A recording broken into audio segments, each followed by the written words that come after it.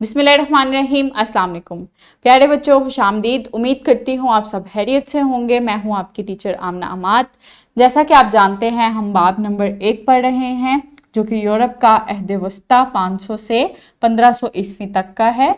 इस सबक को पढ़ने के बाद बच्चे इस काबिल हो जाएंगे कि वो अदवारी मुतालिया में शामिल मेलों, त्योहारों, दावतों, शिकार, आर्ट और खेल वगैरह की शनाख्त कर सकें। आज हमने क़ुरून वस्ता के दौर में जो मुख्तलिफ़ फ़न तमीर और मुख्तलिफ़ आर्ट्स जो यूज़ होती थी, जो मेले और त्यौहार लगते थे, उनके बारे में पढ़ना है। सबक का आगाज़ करते हैं सरगर्मी के साथ।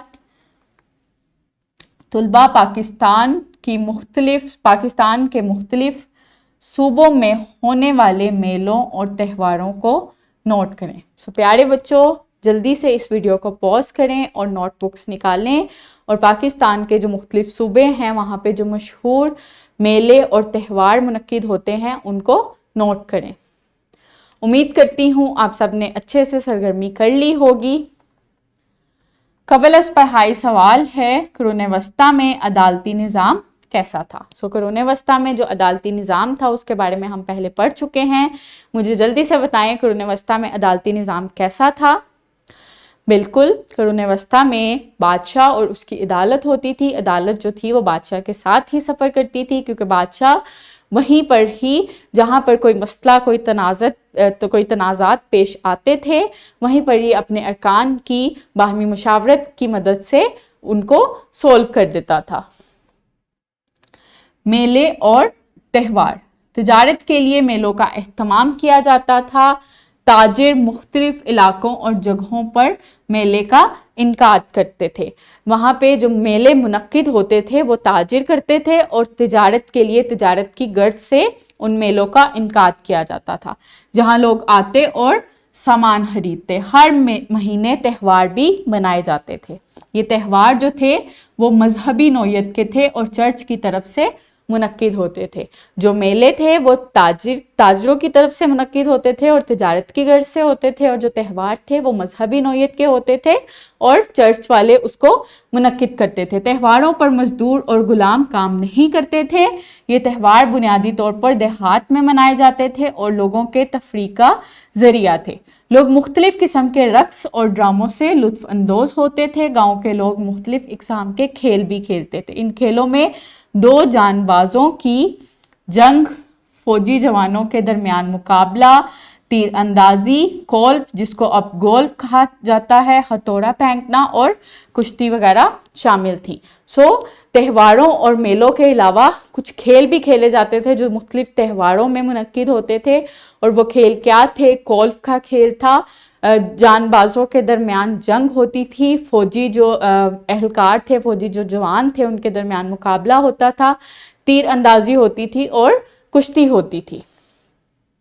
ये तस्वीर है जिसमें 2 जांबाजों के दरमियान मुकाबला हो रहा है। इस तरह से मुख्तलिफ जो खेल थे वो इन त्यौहारों में खेले जाते थे।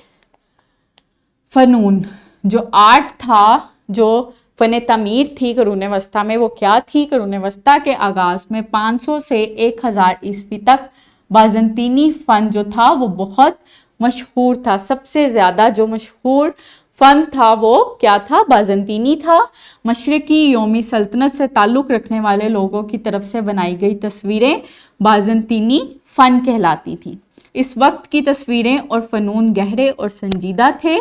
जो फ़न तख्लीक किया जाता था वो मजहबी नौयत का था। इस फ़न की जगह रोमी तर्ज के फ़न ने ले ली जो 1300 ईस्वी तक रही। पहले जो फ़न था वो कौन सा था? बाज़ंतीनी फ़न था, जिसमें मुख्तलिफ़ किस्म की तस्वीरें बनाई जाती थी और वो मजहबी नौयत की थी।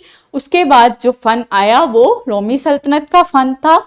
इस फ़न ने ग्लास आर्ट, दीवारों और गुंबद की छतों पर बड़े बड़े नक्श, इमारतों और सतून पर नक्शो निगारी मुतारिफ करवाई। इसमें रोशन मखतूता आर्ट और मुजस्मा साजी भी शामिल है। रोमी सल्तनत में जो आर्ट थी उसमें ग्लास आर्ट शामिल थी और जो गुंबद, बिल्डिंग्स में जो गुंबद बनते थे उस पे बड़े बड़े नक्श बनाए जाते थे اس پہ جو خط کشیدگی ہوتی ہے وہ کی جاتی تھی، جس کو مخطوطہ آرٹ کہا جاتا تھا۔ اس کے علاوہ مجسمہ سازی کی جاتی تھی، جو اسکلپچر، جو مختلف چیزوں کی جو اسکلپچر بنائے جاتے تھے، مجسمے بنائے جاتے تھے، یہ فن اس وقت مشہور تھا۔ اس کے بعد گوتھک فن رومی طرز کے فن سے اخذ ہوا۔ اس میں روشن رنگ، سمتیں، نقطۂ نظر اور زیادہ حقیقت پسندی کو استعمال کیا گیا۔ اس میں افسانوی کردار اور جانور بھی شامل تھے۔ جو رومی سلطنت کا فن تھا، اس کے بعد گوتھک فن جو تھا وہ متعارف ہوا۔ اس میں زیادہ حقیقت پسندی دکھائی گئی، اور جو اسکلپچر بنائے جاتے تھے وہ زیادہ حقیقت پسندی کے ساتھ بنائے جاتے تھے۔ اس کے علاوہ اس میں افسانوی کردار بھی اور جانوروں پہ بھی آرٹ کی جاتی تھی۔ یہ جو بازنطینی فن تھا جو اس وقت بہت مشہور تھا، اس کی تصویر ہے کہ اس طرح سے یہ آرٹ جو تھی، بازنطینی آرٹ جو تھی اس وقت کی جاتی تھی۔ پیارے بچوں، آج ہم نے کیا پڑھا؟ قرون وسطیٰ میں تجارت کے لیے میلوں کا اہتمام کیا جاتا تھا۔ قرون وسطیٰ میں بازنطینی، رومی طرز کا فن اور گوتھک فن مشہور تھا۔ سب سے پہلے جو اس وقت فن مشہور تھا وہ بازنطینی فن تھا، یہ آرٹ یوز کی جاتی تھی۔ اس کے بعد اس کی جگہ رومی سلطنت کے جو فن ہے اس آرٹ نے لے لی، اور رومی سلطنت کے جو فن ہے اس کی مدد سے گوتھک فن تھا وہ متعارف ہوا، اور وہ زیادہ حقیقت پسند تھا، اور اس میں جانوروں اور افسانوی کردار پہ جو آرٹ تھی وہ بھی شامل تھی۔ تفصیلی سوال ہے، بذیل پر مختصر نوٹ تحریر کریں۔ میلے اور تہوار اور فنون، ان دونوں پہ آپ نے مختصر نوٹ لکھنا ہے اپنی نوٹ بک پہ، اور اپنے ٹیچرز کو چیک کروانا ہے۔ امید کرتی ہوں آپ کو آج کا سبق اچھے سے سمجھ آیا ہوگا۔ ملتے ہیں اگلے سبق میں، اپنا خیال رکھیے گا۔ بہت شکریہ، اللہ حافظ۔